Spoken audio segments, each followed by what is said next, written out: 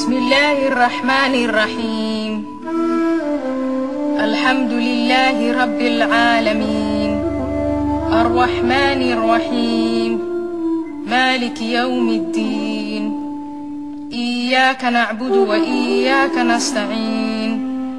Ihdina siratal mustaqim. Siratal ladzina an'amta 'alaihim غير المغضوب عليهم ولا الضالين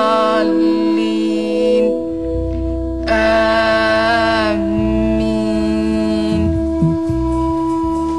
O Allah, as I lie here wounded, my spirit broken, I hear in my head the judge's voice as he pronounces me guilty.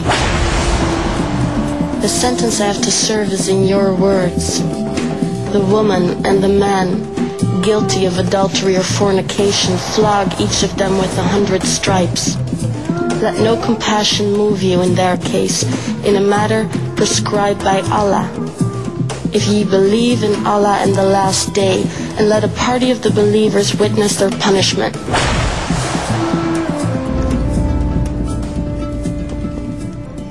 Two years ago, on a sunny day, while at the souk, my eyes were caught by those of Rahman, the most handsome man I have ever met. After that day, I couldn't help but notice his presence whenever I went to the marketplace, and I was thrilled when I learned that his appearance at the bazaar was not a coincidence. One day, he suggested we meet in secret, and I said yes. And as the months went by, our relationship deepened. What is more, out of our love, a new life started to grow. Our happiness did not go unnoticed, and before long, envious eyes gave way to malicious tongues. Let's ignore these people, Rahman and I said to each other, and trust in Allah's mercy. Naive, young, and in love perhaps. But we thought your holiness was on our side. Rahman and I shared affection and trust and a deep respect for each other. How could Allah disapprove? Why would he?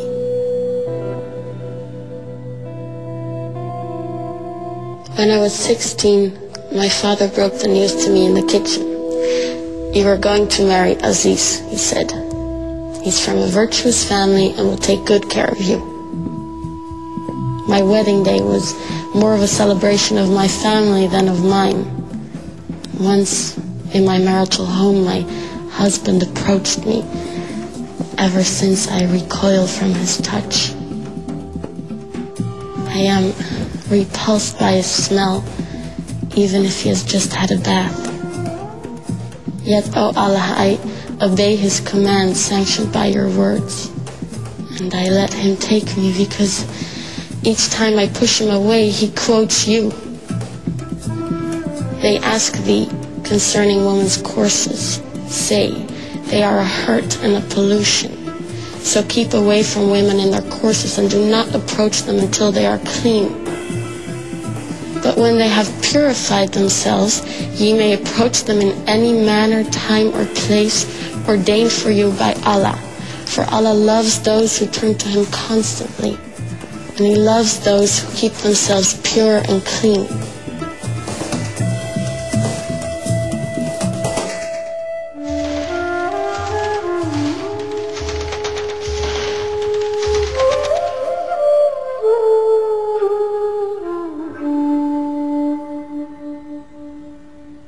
O Allah, Most High, You say that men are the protectors and maintainers of women because you have given the one more strength than the other. I feel at least once a week the strength of my husband's fist on my face.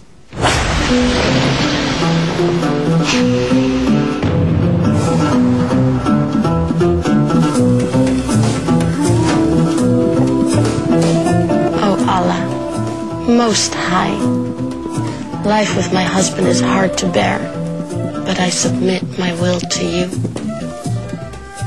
My husband supports me from his means, and therefore I am devotedly obedient and guard in my husband's absence what you would have me guard. But my husband, maintainer and protector, fears disloyalty and ill conduct on my part. He accuses me of being ungrateful to him. He always finds a reason to doubt my loyalty to him. And after a series of threats and warnings, he starts to beat me.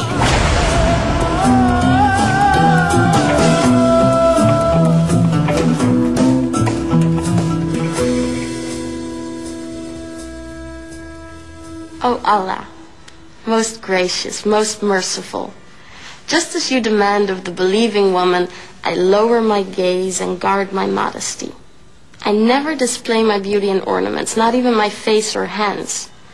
I never strike with my feet in order to draw attention to my hidden ornaments, not even at parties. I never go out of the house unless it is absolutely necessary, and then only with my father's permission. When I do go out, I draw my veil over my bosom, as you wish. Once in a while, I sin. I fantasize about feeling the wind through my hair or the sun on my skin, perhaps on the beach. And I daydream about an extended journey through the world, imagining all the places and peoples out there. Of course, I shall never see these places or meet many people because it is so important for me to guard my modesty in order to please you, O Allah. So, I cheerfully do as you say and cover my body from head to toe, except while I'm in the house with family members only. Generally, I'm really happy with my life. However, things have changed since my father's brother Hakim is staying with us. He waits till I'm at home alone and comes to my room and he orders me to do things to him, to touch him in places most intimate. So since he's with us, I took to the habit of wearing the veil inside in order to deter him. That doesn't stop him, though. Twice now, he unveiled me, ripped my inner garments, and raped me. And when I told my mother, she said she would take it up with my father, but my father ordered her and me not to question his brother's honor.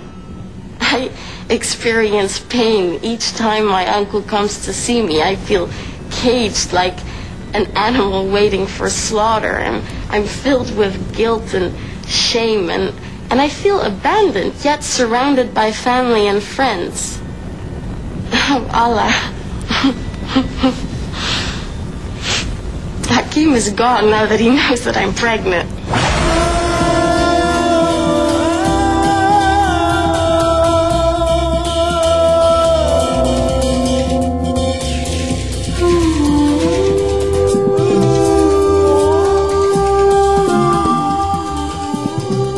The verdict that has killed my faith and love is in your holy book.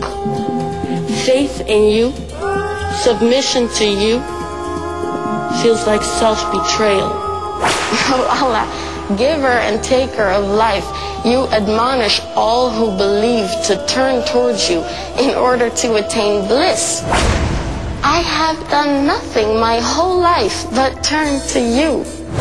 And now that I pray for salvation under my veil, you remain silent, like the grave I long for.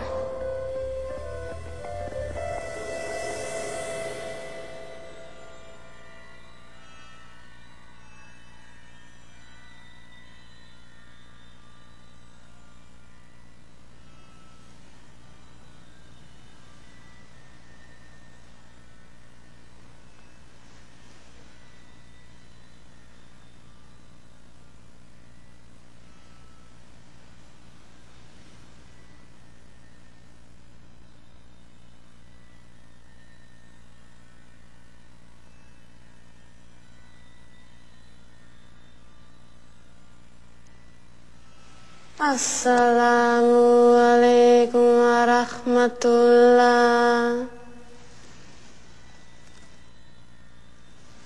Assalamualaikum warahmatullah.